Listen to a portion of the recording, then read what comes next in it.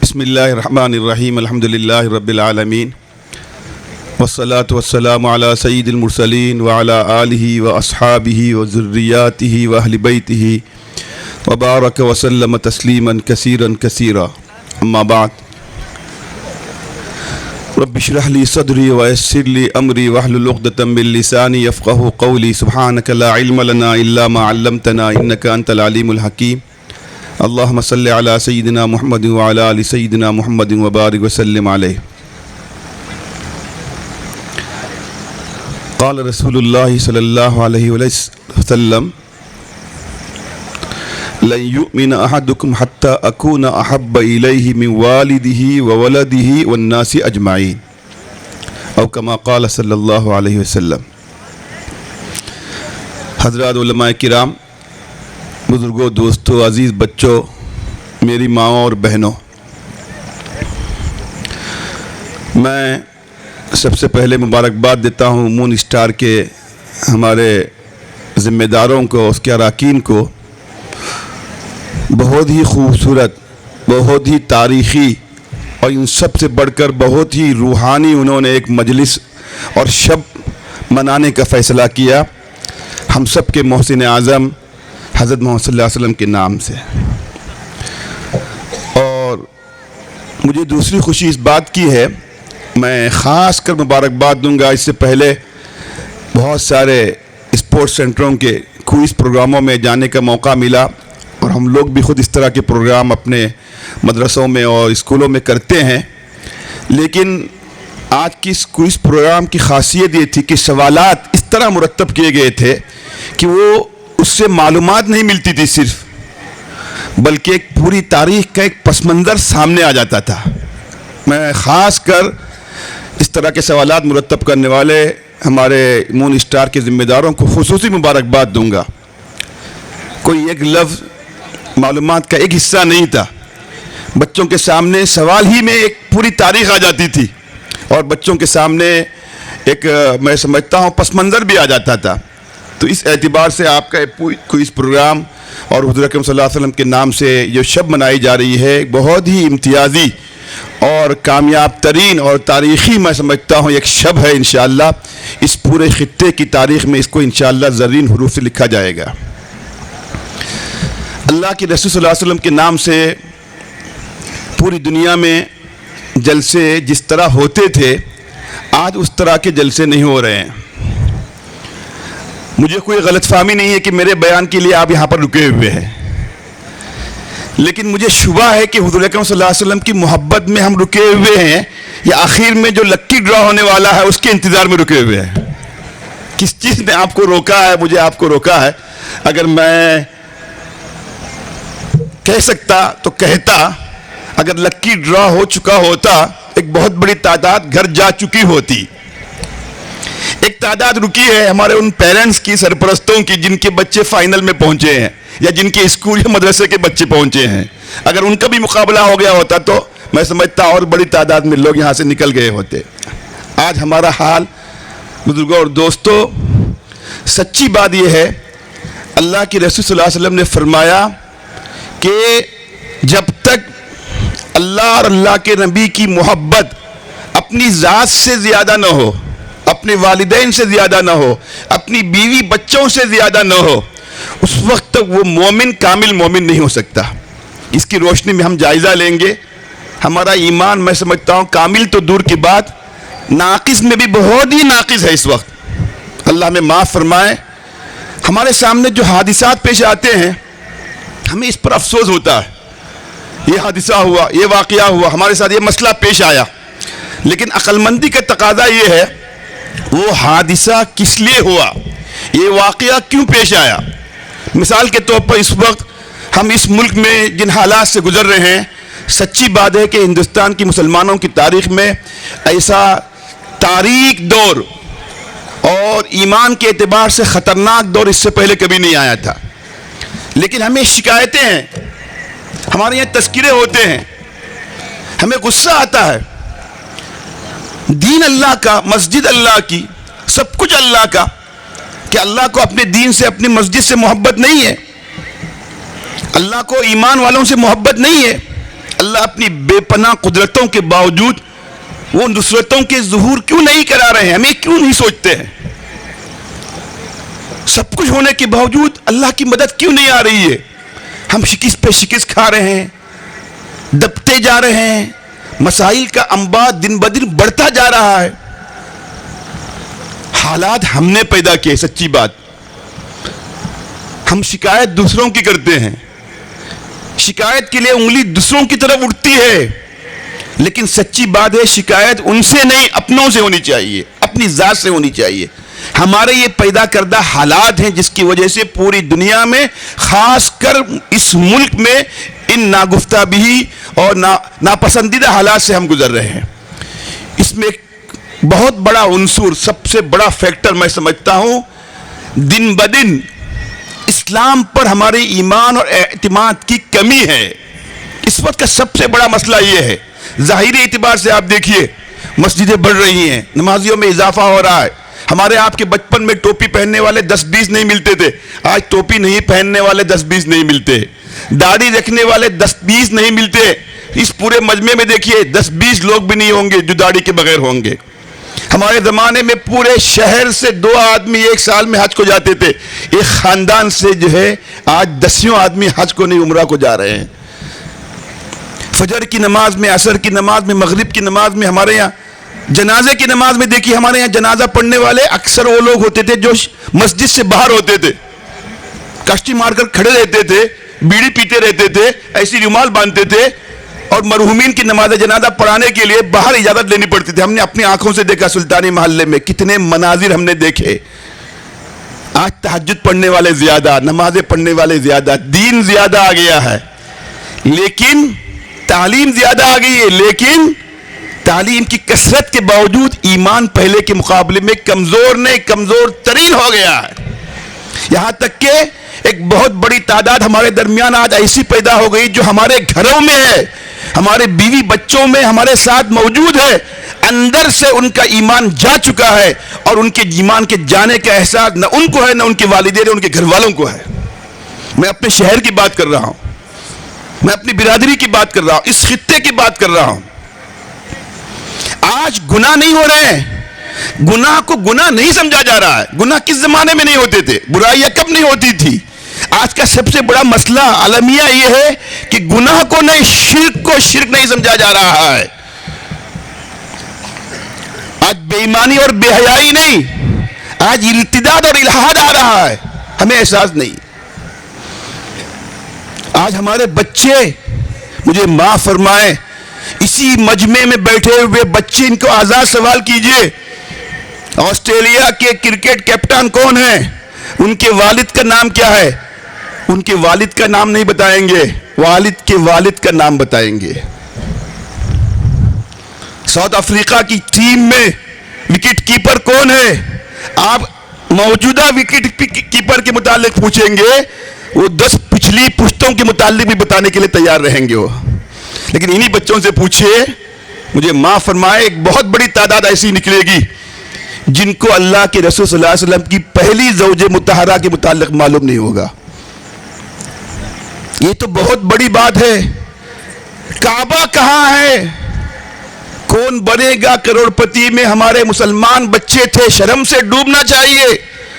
اس عورت کو، اس خاتون کو خودکشی کرنی چاہیے جس کے مسلمان نام کے بچے کو یہ پتہ نہیں ہے کہ کعبۃ اللہ کہاں ہے.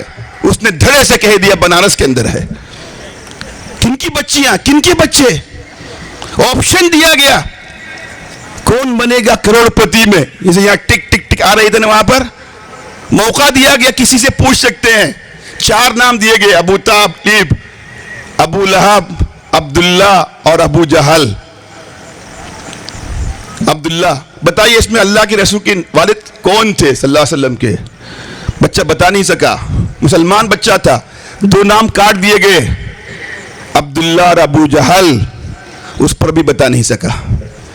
وہ بچہ وہ تھا جو 100% مارکس لے کے 10 میں پورے گاؤں کا نہیں، پورے ضلع کا نام روشن کر چکا تھا. آج یہ حال ہے ہمیں، پھر بھی ہمیں گلہ ہے کہ اللہ کی رحمت ہم پہ برستی نہیں. رحمتیں ہیں تیرے اغیار کے کاشانوں پر. ہمیں گیلا ہونا نہیں چاہیے, اللہ سے یہ پوچھنا چاہیے اللہ ہماری یہ حالت ہو گئی ہے, اس کے باوجود ہم تیرے عذاب سے کیسے بچے ہوئے ہیں.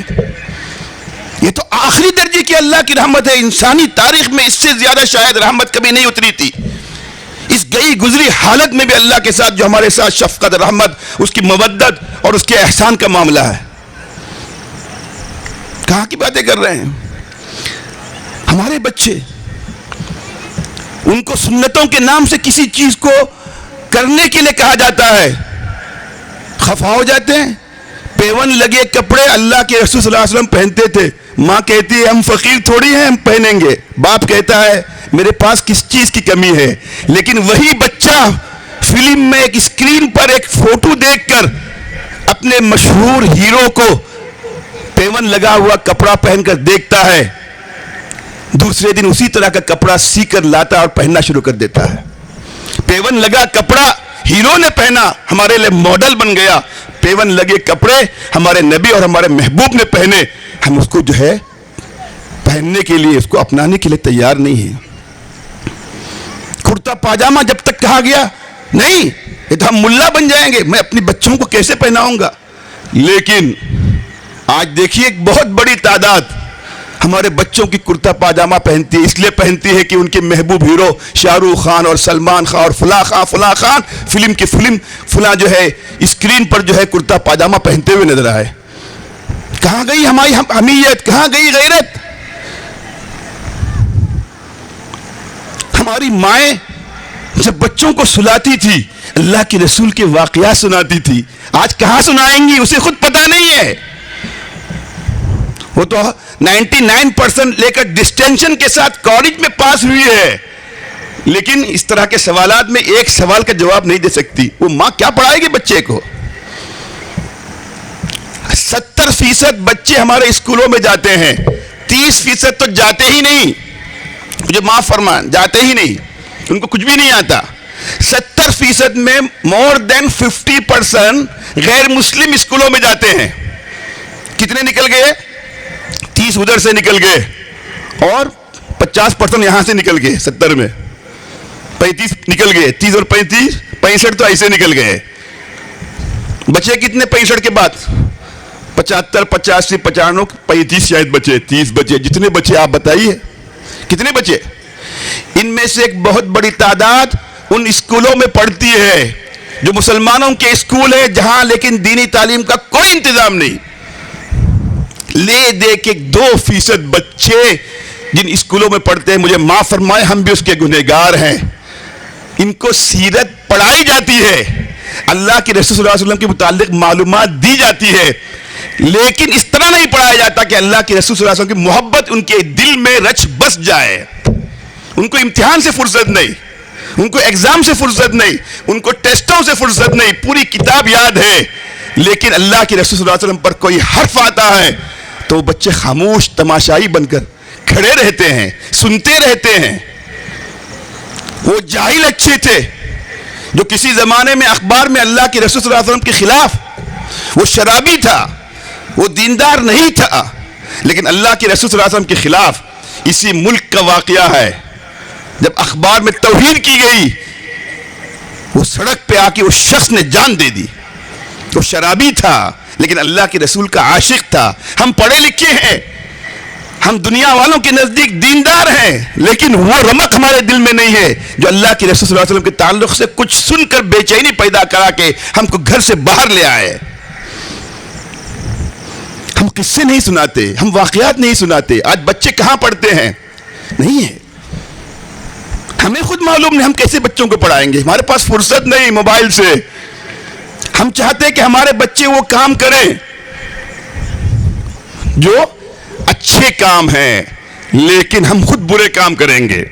موبائل سے بچ جائیں. آپ سب سے زیادہ آج اسکولوں میں ہمیں معاف فرمائے پیرنٹس میٹنگ میں شکایت بچوں کے متعلق یہ آتی ہے کہ ہمارے بچے گھر میں آتے ہی کھانا نہیں کھاتے, یونیفارم نہیں نکالتے, موبائل لے کے بیٹھ جاتے ہیں. رات کو 11 بجے تک 12 بجے تک ہوم ورک نہیں کرتے, کوئی بات نہیں سنتے, کھیلنے نہیں جاتے. ایک زمانہ تھا بچے گھر میں آتے ہی بستہ پھینک دیتے تھے اور باہر جا کے کھیلنے لگتے تھے.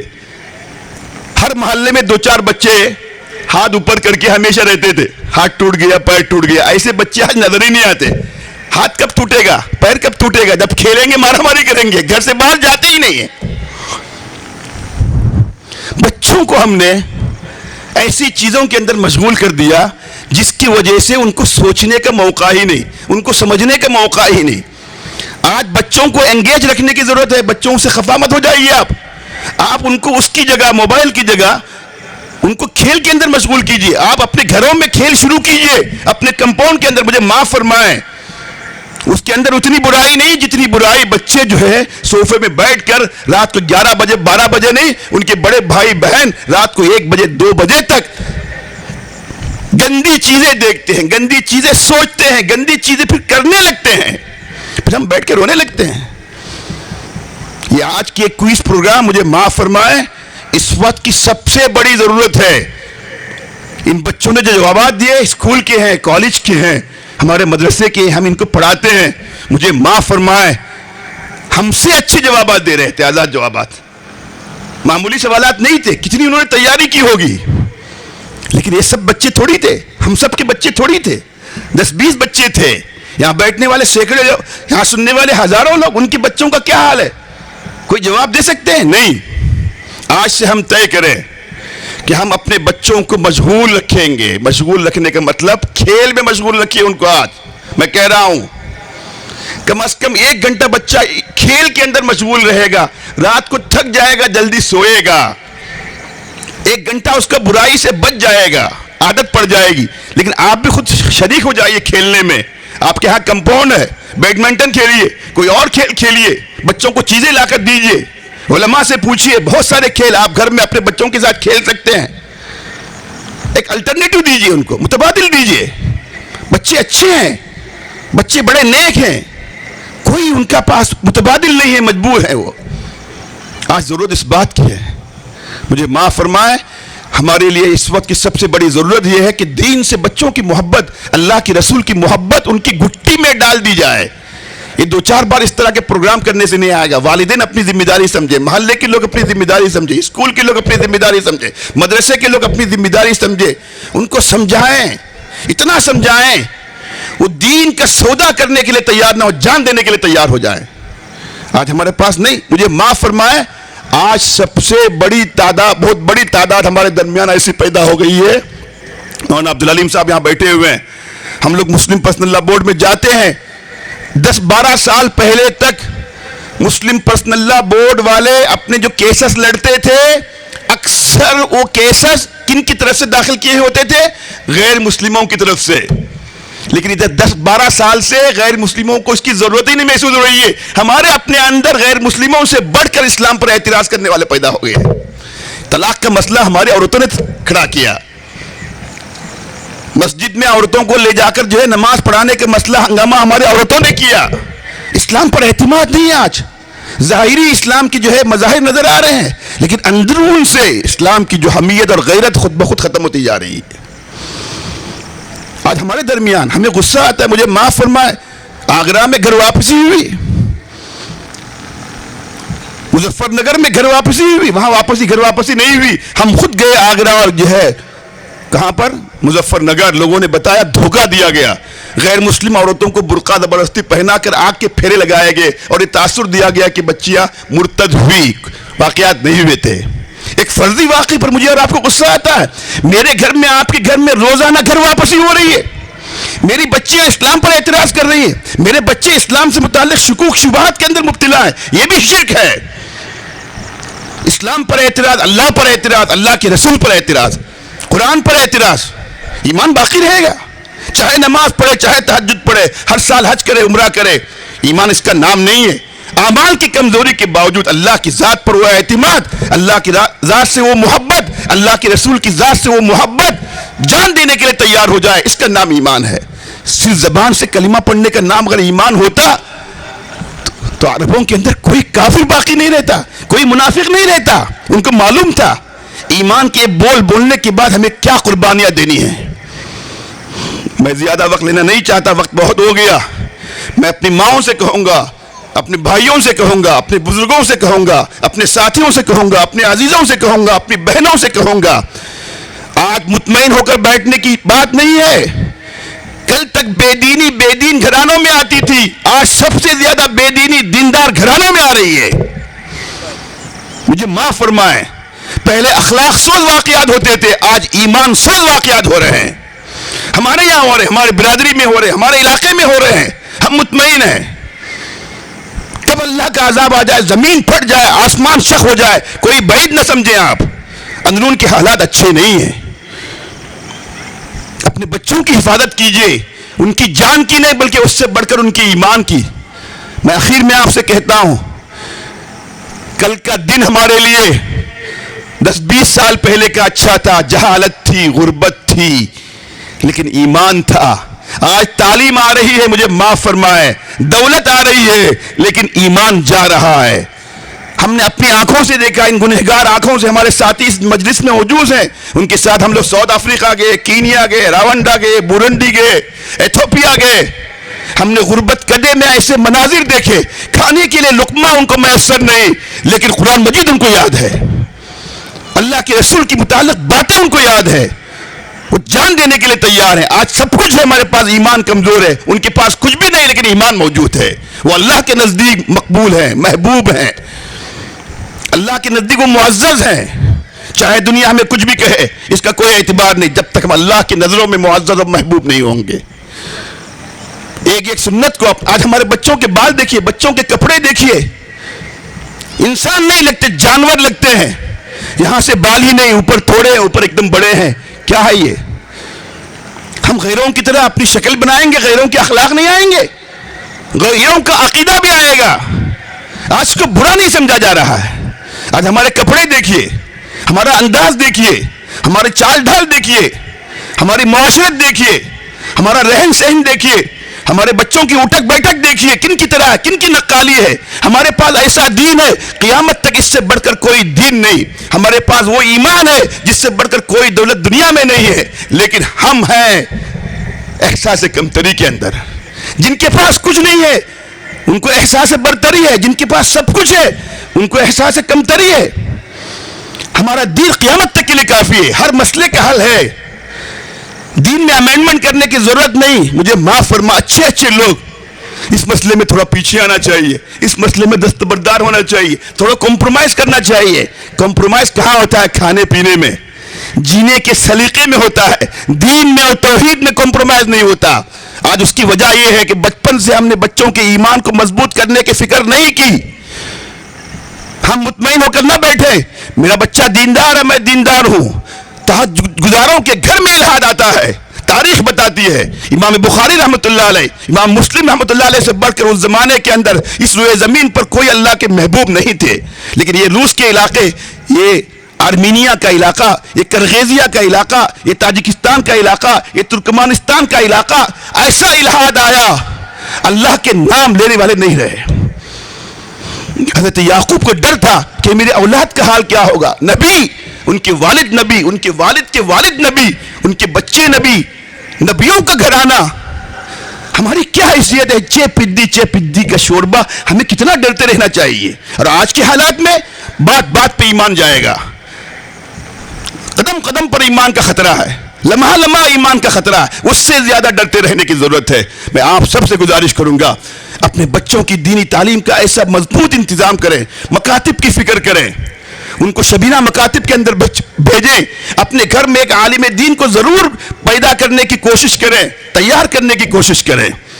میں آخر میں کہتا ہوں، ایمان مفت میں آتا ہے، لیکن جس ایمان کے ذریعے جنت میں جانا ہے وہ راستہ مفت کا نہیں ہے. اللہ نے کہا میں تم کو سب کچھ مفت دوں گا، تھوڑا سا تم سے کچھ لوں گا. کہاں؟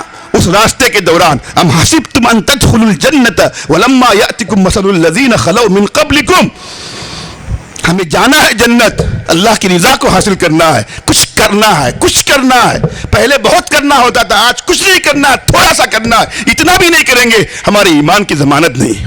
اللہ مجھے اور آپ کو بچائے، ہم کو بچائے، ہماری نسلوں کو بچائے. اللہ اخلاق پر نہیں، ایمان کامل پر، توحید خالص پر ہم کو ہمارے قیامت تیاری و نسلوں کو اللہ باقی رکھے، اس کے لیے فکریں کرنے کی ضرورت ہے، اللہ سے مانگنے کی ضرورت ہے، دعائیں کرنے کی ضرورت ہے، کوششیں کرنے کی ضرورت ہے، ایسے نظام تعلیم سے ان کو جوڑنے کی ضرورت ہے جس میں ان کے ایمان کی بقا کی ضمانت ہو، ان کے اخلاق کی ضمانت ہو۔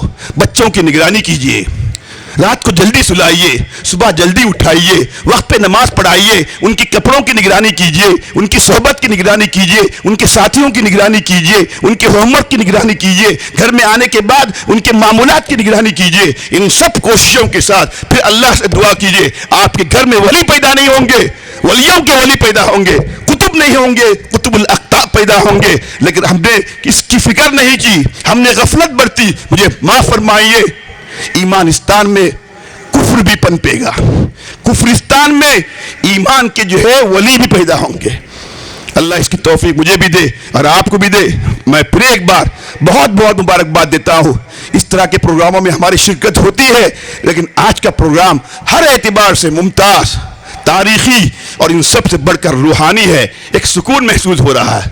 اللہ کرے یہ پروگرام ہمارے لیے اللہ کی ذات اقدس سے، اللہ کے رسول صلی اللہ علیہ وسلم کی ذات سے آخری درجے کی محبت پیدا کرنے کا ذریعہ بن جائے، ہم کو ایمان پر باقی رکھنے کا ذریعہ بن جائے، ہماری نسلوں کو ایمان پر باقی رکھنے کا ذریعہ بن جائے۔ اللہ اس کی توفیق مجھے بھی عطا فرمائے، آپ کو بھی عطا فرمائے۔ وآخر دعوانا ان الحمدللہ رب العالمین۔ جزاکم اللہ خیرا کثیرا۔ میں نثار تیرے کلام پر ملیوں تو کس کو زباں نہیں، میں نثار تیرے کلام پر ملیوں تو کس کو زباں نہیں، وہ سخن ہے جس میں سخن نہ ہو، وہ بیاں ہے جس کا بیاں نہیں۔ اب اس کے بعد ہم بلا کسی تاخیر کے اپنے نعتیہ پروگرام کو آگے بڑھاتے ہیں۔ اگلے مساہم نمبر 144 اسٹیج پر تشریف لائیں۔ مساہم نمبر